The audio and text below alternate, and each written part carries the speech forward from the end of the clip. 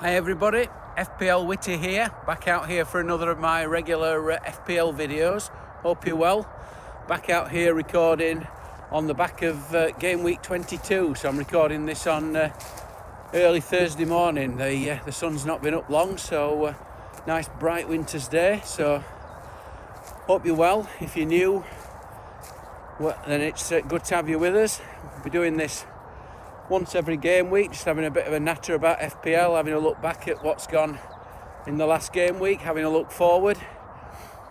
Lots of issues to talk about as well, lots of blank game weeks, double game weeks, so we'll try and keep it to 15 minutes, that's the plan. So have a look at my game week as well and my plans, so certainly lots to cram in. So yeah, it's been quite an eventful one really, game week 22, wasn't it? There was a bit of a twist in the title race really, wasn't there? We've had this two-horse race really between Arsenal and Manchester City, and real surprise result on the Saturday lunchtime game, wasn't it? We had Arsenal, who seemed pretty invincible in recent weeks, went and got turned over at Everton, so a classic new manager bounce really for Sean Dyche. Everton pretty impressive, certainly put Arsenal in their place. A very, very quiet one for Arsenal. Probably didn't affect FPL too much because of course most of us were tripled up on Arsenal anyway, so we all failed together there, didn't we? But yeah, quite an impressive performance from Everton that augurs well, particularly if we're looking to pick any cheap defenders up over the coming weeks.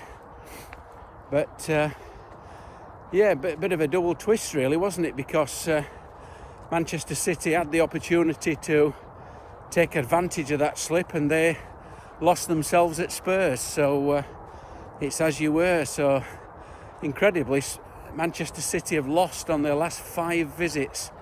They're only 5 visits to the new Spurs stadium and not scored a goal in the process, so just one of those little quirks, a bit of a strange one that really, isn't it? But goal from Harry Kane, so he's now become Spurs' record goal scorer ahead of Jimmy Greaves. So certainly a bit of a twist and a double twist at the top, but I think all the eyes on game week 22 really. It was all about the triple captaincy for Rashford really, wasn't it? There was a very popular triple captainship for a lot of people. Some played it on Haaland in game week 20.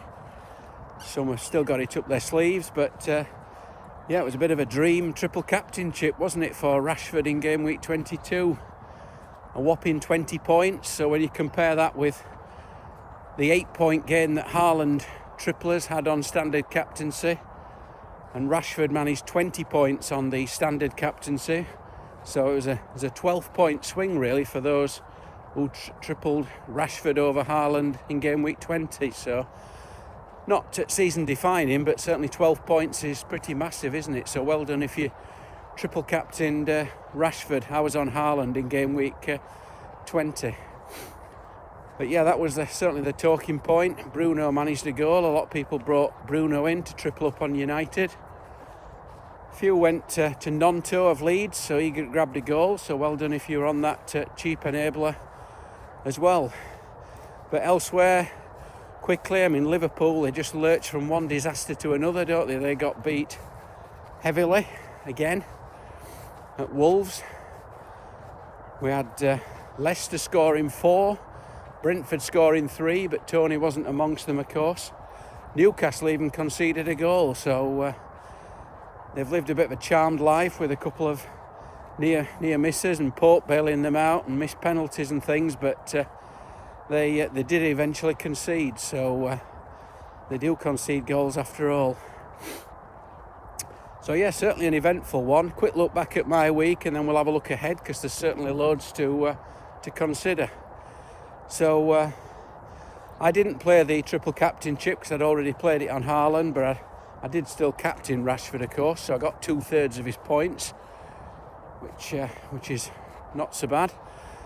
Didn't affect my rank actually, because whilst I went down in quite a few mini leagues against the triple captainers, in terms of rank wise, the effective ownership was around 200%, and I got 200% as a standard captainer, so I didn't actually lose any ground rank-wise, even though I did on my mini leagues. But I had a pretty good score overall, 87 points without the triple captain, so that was a good score.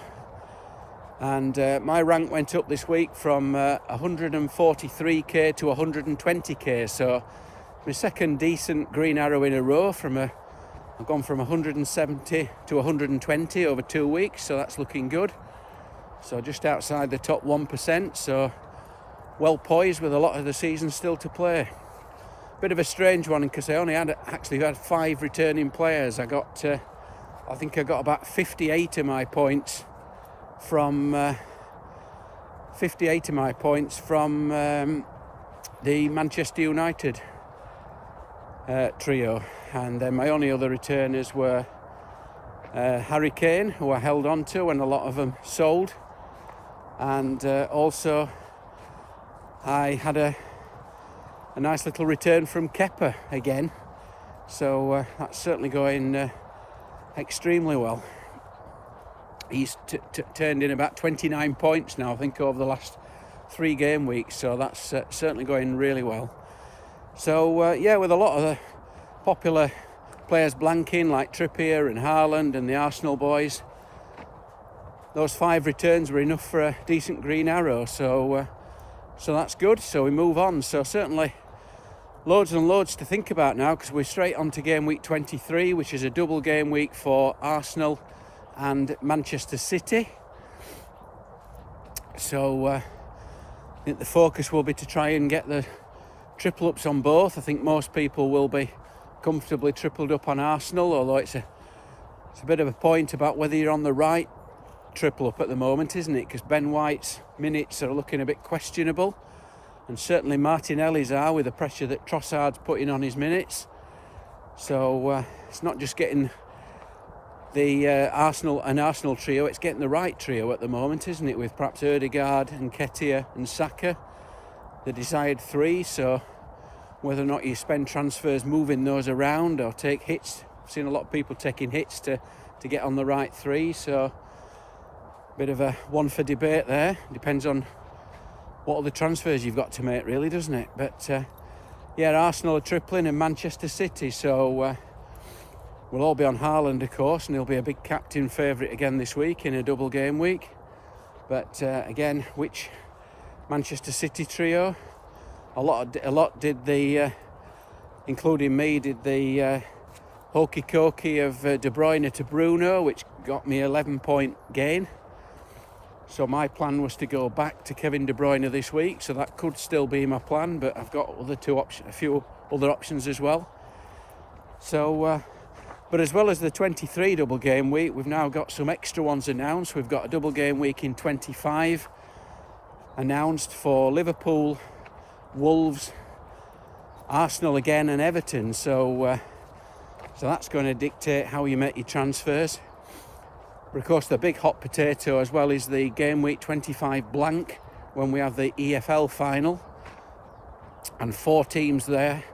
4 fairly significant teams don't have a fixture, so that will be Manchester United and Newcastle and Brentford and Brighton.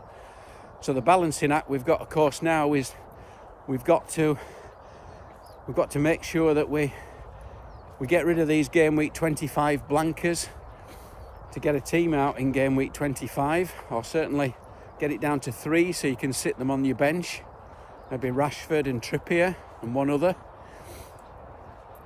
But we've got this balancing act now. We've got to use transfers to take the game week 25 blankers out, but we've also got transfers to maximise the double game weeks in 23 and 25 as well. So it's going to be a real juggling act over the next few weeks. I think the key is to take players out in your transfers who don't play in 25 and try and replace them with players that double. So certainly a lot to think about. And of course, a bit further down the line, we've got the game week 28 blank as well for the FA Cup quarter-finals.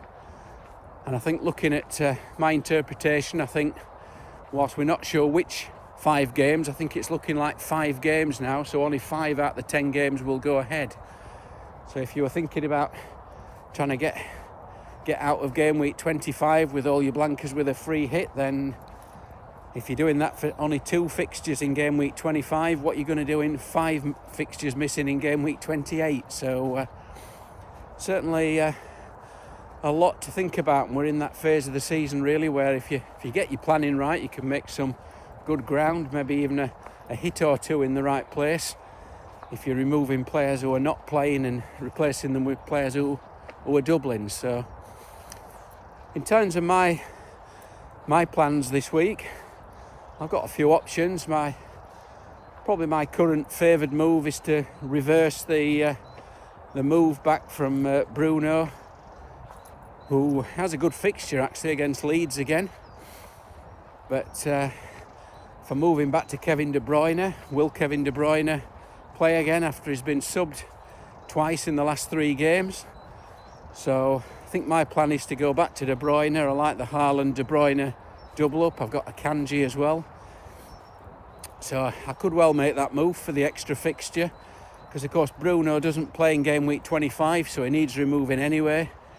So he only plays twice over the next 3 game weeks, whereas Manchester City play 4 times over those same 3 game weeks. So I could well move back to De Bruyne, but I could move to Mahrez instead. And if I move to Mahrez, that would actually give me some money to upgrade Martinelli to Saka, which is a big consideration, although that would be a -4 if I did it this week. But one thing I'm conscious of is that we've got Mo Salah now with a double game week in 25. So whilst I wouldn't normally go anywhere near Mo Salah on current form, I still think when game week 25 arrives, I think people will still be clambering to Mo in a double game week. I'm sure they will. So I want to not block off my route to Salah. So if I go to Kevin De Bruyne, I've got a little bit of money to wriggle with, so it makes for a very easy transition really from De Bruyne to Salah. So that could be my plan. So got this balancing act at the moment. I want to keep Harry Kane. A lot of losing Harry Kane to try and work the way around these doubles, but his ownership is so high and he's just so consistent. So my dilemma, like a lot of people of course, but I can't have all 3 of Kane, Salah in game week 25 and Saka.